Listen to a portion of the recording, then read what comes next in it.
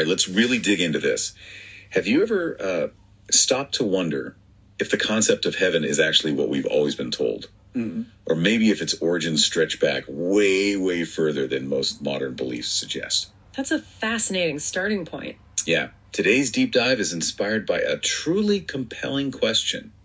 It came from Nidan Marshall McAdam, posed directly to Hanshi Gina Naidu. Right, a master of karate, Reiki, Kahatsu, and a teacher of spirit-mind awareness, meditation, spirituality. Quite the background. Exactly.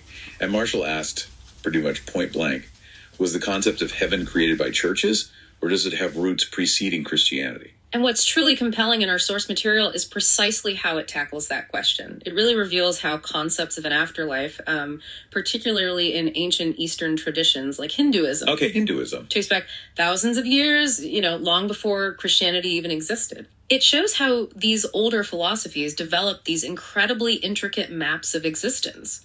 They diverge pretty sharply from the more, let's say, singular view that later emerged in Western and Middle Eastern thought.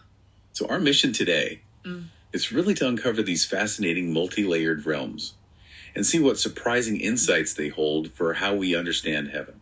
That's it, exactly. We're aiming to explore those intricate layers. And, prepare for maybe some profound shifts in perspective. I think we're going to challenge some common assumptions. Definitely. And hopefully offer a much richer, more nuanced understanding of what lies beyond the physical. Indeed. Because of the traditional understanding of heaven as like a single ultimate destination, or hell as its single counterpart. Yeah, the binary. Right. It's presented in our source as a remarkably, limited view. While both heaven and the Hindu concept of loka refer to places beyond the physical body. Okay. The material makes it abundantly clear that the reality is far more complex than a simple either proposition. That immediately makes me wonder then, if heaven is the term many of us know, but loka seems to be the more maybe precise or ancient description. Mm-hmm. What's the biggest misconception people might have when they first hear loka? How does the source clarify that? Are there like different dimensions or states of consciousness, maybe? That's a great question. And it really gets to the heart of it. Many might just assume loka is another word for heaven or some, vague spiritual place. Sure, easy mistake to make. But our source material clarifies that these are specific temporary abodes or planes of existence. Temporary, okay. Yeah. Think of them less as geographical locations and more as distinct energetic frequencies. Or dimensions of consciousness, as you said. Okay. For example, our physical world, Earth, is described as having the heaviest and densest energy.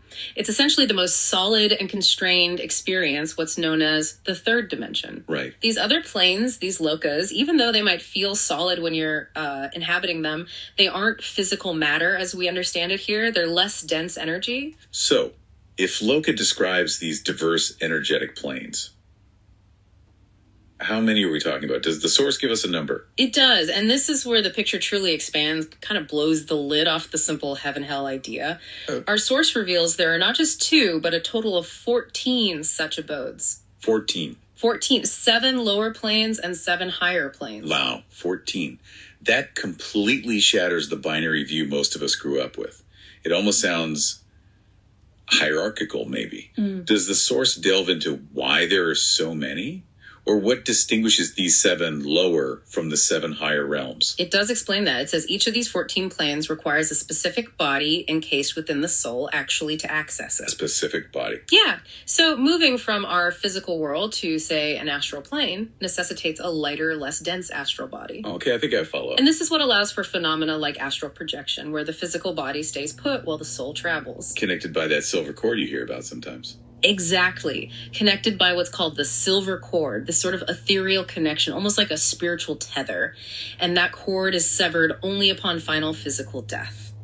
That's a truly profound image, isn't it? Yeah. This idea of a lifeline between realms. It really is. And this makes me think, if each plane requires a specific body, whether it's astral or mental or something else, then these planes can't be the ultimate destination, can they? Precisely. You hit it.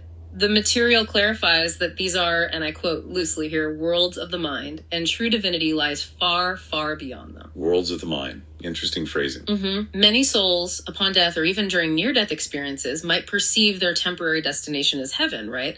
Because it's peaceful, joyful. Sure. But the source explicitly states this is not the highest or deepest abode. It's a loka, a temporary place. And the flip side, the lower planes. Similarly, the lower astral planes are often perceived as hell, not necessarily fire and brimstone, but because of the dense, often challenging nature of the souls residing there, dealing with their own heavy karma. So heaven and hell are almost like subjective interpretations of some of these lokas based on the experience there. In a way, yes, they're familiar terms for experiences within these temporary realms, but loka is the truer, more accurate, specific description of these multiple temporary dimensions. And the source really drives home that total freedom that's only achieved when the physical body and all these other soul bodies, astral, mental, causal, are transcended. Correct. It mentions a Sanskrit prayer, doesn't it? Loka samasta. Loka samasta sukhino bhavantu. Yes. Which is a prayer for total peace, aiming beyond even these planes. Exactly. It's a wish for the well-being of all beings within all worlds. But the ultimate aim for the soul's journey is liberation from all those worlds. Total peace. And a fascinating aspect here, you mentioned karma. This ultimate peace, this true transcendence beyond the 14 worlds, is only attainable when all karma is eliminated. That's the core idea presented. Karma, in this context, is what binds the soul to these 14 worlds. It's what perpetuates the cycle of reincarnation, moving between these lokas lifetime after lifetime. And this is where that reinterpretation comes in. The source connects this to the idea of being born of sin. Yes, it offers a striking reinterpretation. Instead of humans being inherently flawed or born of sin, it suggests we are born of karma. Born of karma, meaning? Meaning born with the consequences of past actions and the lessons that still need to be learned from those actions across lifetimes. It's not about inherent badness, but about cause and effect and the soul's ongoing learning process. That's a massive reframe. It shifts from something static, like sin, to something dynamic, like karma, something you can actually work through. Precisely. And it's not a static journey for the soul either. Right, you mentioned the soul evolves. Exactly. The source material describes a progression. The soul evolves from being new to young, then mature, eventually becoming a teacher soul. Even teacher souls aren't free yet. Not entirely. They still have work to do, service to perform, learning to impart. They have to earn their way through that service. So who does achieve liberation? It's only the master souls, according to this teaching. Those who have completely worked through their karma learn all the lessons of these 14 realms. They achieve true liberation, transcending karma and reincarnation entirely. They can move freely, completely unencumbered by any of these worlds. Okay, so let's try and synthesize this incredible amount of information. Yeah. When we think about familiar concepts like the third heaven, mentioned by Paul in the Christian Bible, how does that fit into this larger framework of 14 lokas?